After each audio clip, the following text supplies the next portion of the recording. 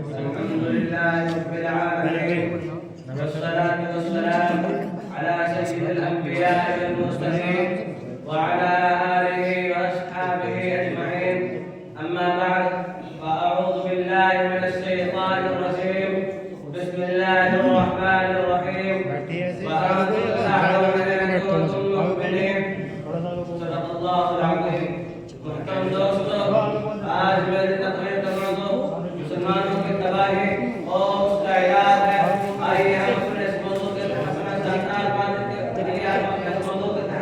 اپنے شاندار بات پر ایک نظر ڈال کر مستقبل کی تعمیر اور ترقی کا سامان تلاش کریں، جس کے بارے میں رب جلال ارشاد فرماتا ہے وَأَنْتُمُ الْأَعْلَوْنَ إِن كُنتُم مُّؤْمِنِينَ، کہ تم بے شک بلند ہو اگر تم مومن ہو. یہ ارشاد ہماری پوری تاریخ کا انتشار ہے اور اسی میں ہماری ترقی کا راز مشمل ہے. چنانچہ تاریخ کے ساتھ واقعات یہ بتانے کے لیے کافی ہیں جب بھی ہمارا حصہ اللہ سے اور اس کے رہا تو سربلندی اور کامیابی نے ہمارے قدم میں اور جب کبھی اس رشتے میں کسی قسم کی کمزوری آئی تو ہم عزت اور عقد کے آسمان سے ذلت و پستی کی مار مجال کرے. چنانچہ تاریخ ہمارے سامنے جنگ بدر کی مثال پیش کرتی ہے. جنگ بدر میں جو کامیابی ہوئی وہ صرف اور صرف اسی رشتے کی مضبوطی کی بنیاد پر ہوئی، ورنہ اگر کامیابی ہوتی تو کفار مکہ تو ہوتے، کیونکہ کفار مکہ تقریباً 1000 تھے اور بڑے جوش و خروش کے ساتھ تھے. ان کے پاس 700 اونٹ اور 200 گھوڑے تھے. سب کے پاس تلواریں اور دیگر جنگی ہتھیار موجود تھے. ادھر ابو جہل، عتبہ، شیبہ، ولید، حنظلہ، عبید، عاص، حرب، امیہ ابن خلف، نفر ابن حارث اور عبد المطلب جیسے شجاعت میں پیکر اور آشکر رکھات تھے. ادھر بیچارے مسلمان بیسر و سامان کل تعداد 313 سواری کے لیے 2 گھوڑے اور 70 اونٹ ہیں. ایک پر 3 4 آدمی سوار ہیں اور بعض پیدل سفر کر رہے ہیں. کسی کے پاس نیزہ و کمان ہے تو تلوار نہیں، کسی کے پاس تلوار ہے تو نیزہ و کمان نہیں. محترم دوستو، جب مقام بدر پر پہنچتے ہیں تو دیکھتے ہیں کہ کفار مکہ بلند مقام پر خیمہ زن ہو چکے ہیں، جہاں پانے کی بھی فراوانی ہے. بیچارے مسلمانوں کو پست اور ریتیلی زمین پر خیمہ زن ہونا پڑا، ایسی جگہ پر کہ اگر کسی کو پیاس لگے تو ایک گھونٹ پانی پینے کو نہ ملے. الارض میدان جنگ کے اندر جتنے اسباب اور جتنی چیزوں کی ضرورت پڑتی ہے وہ تمام کے تمام کفار مکہ کو حاصل تھے. مگر جب لڑائی شروع ہوتی ہے تو کفار مکہ گاجر مولی کی طرح کاٹے جاتے ہیں. کفار مکہ کا سب سے بڑا سردار ابو جہل 2 بچوں معاذ اور معبد کے ذریعے مارا جاتا ہے اور عبداللہ بن مسعود اس کے سر کو جسم سے جدا کرتے ہیں. مسلمانوں، آپ جانتے ہیں کہ عبداللہ بن مسعود کون ہے؟ اسے عبداللہ بن مسعود کون ہے؟ یہ وہی ہے کہ جب انہوں نے اسلام قبول، یہ وہی ہے جن کو مکہ کے شہر میں اسی ابو جہل نے مارتے مارتے بے ہوش کر دیا تھا. آج میدان جنگ کے اندر وہی عبداللہ بن مسعود ابو جہل کا سر قلم کرتے ہیں. امیہ ابن خلف کفار ابو جہل کے بعد کفار مکہ کا سب سے بڑا سردار سمجھا جاتا تھا. اپنے ساتھیوں کو تہذیب ہوتے ہوئے دیکھ کر میدان جنگ چھوڑ کر مکہ کی طرف بھاگنے لگا.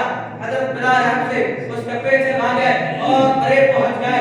امیہ ابن خلف گھبرا کر گھوڑے سے نیچے گر جاتا ہے، بیٹھ کے بل لیٹ جاتا ہے، شور مچاتا ہے، معافی مانگتا ہے. لیکن حضرت بلال حبشی اس کے پیٹ کے نیچے سے تلوار چلا کر اس کو جہنم میں سیر کر دیتے ہیں. مسلمانوں، آپ جانتے ہیں کہ حضرت بلال حبشی کون ہے؟ اسے امیہ ابن خلف کے غلام ہیں. جب اسلام قبول کیا تو مکہ کے اندر تپتے ہوئے ریت کو لٹا کر پتھر کی بڑی بڑی چٹانیں رکھ دیتا تھا تاکہ یہ حرکت نہ کر سکے. رات کو زنجیروں میں باندھ کر کوڑے لگاتا اور اگلے دن گرم زمین پر لٹا کر اور سزا سخت میں کیا جاتا تاکہ تکلیف سے بے قابو ہو کر اسلام سے کر جائے کہ یہ طرف پڑھ کر مر جائے. پیروں میں رسی باندھ کر مکہ کے گلے میں گھسیٹا جاتا ہے. طرح طرح کے ذریعے اور تکالیف میں پہنچائی جاتی ہے، یہاں تک کہ تکلیف دینے والے تھک جاتے ہیں، اکتا جاتے ہیں. کبھی امیہ ابن خلف کا نمبر آتا تو کبھی ابو جہل کا نمبر آتا، کبھی عورت کا نمبر آتا. آج میدان جنگ کے اندر وہی غلام اپنے آقا و مالک یعنی امیہ ابن خلف کو قتل کرنے کے لیے دوڑ رہے ہیں اور امیہ ابن خلف میدان جنگ چھوڑ کر بھاگ رہا ہے. مسلمانوں، وہ کون سی چیز تھی جس نے غلام کو غالب اور آقا کو مغلوب کر دیا؟ سچ فرمایا ہے اللہ تبارک و تعالیٰ نے وَأَنْتُمُ الْأَعْلَوْنَ إِن كُنتُم مُؤْمِنِينَ، کہ تم ایسے اور بلند رہو گے بشرطہ کہ تم سچے پکے مسلمان رہے. कुफ्फार मक्का अपने साथियों को मकतूल होते हुए देखकर मैदान जंग छोड़कर भागने लगे। 70 मकतूल हुए और 70 गिरफ्तार और मुसलमानों को ऐसी फतह हासिल हुई जिसको तारीख कभी फरामोश नहीं कर सकती। लेकिन अफसोस सद अफसोस आज जहां देखिए जिस तरफ देखिए मुसलमान को अपना तूफान में घिरे हुए नजर आते हैं।